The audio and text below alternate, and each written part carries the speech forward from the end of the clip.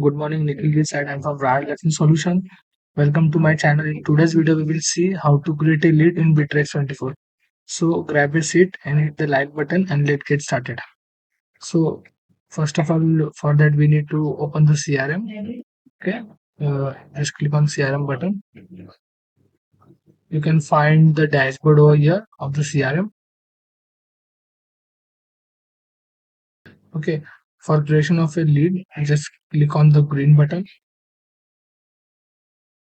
You can find the lead name. Just put the lead name as a text and save it.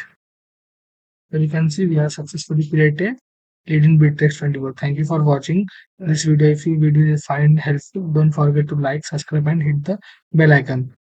Thank you.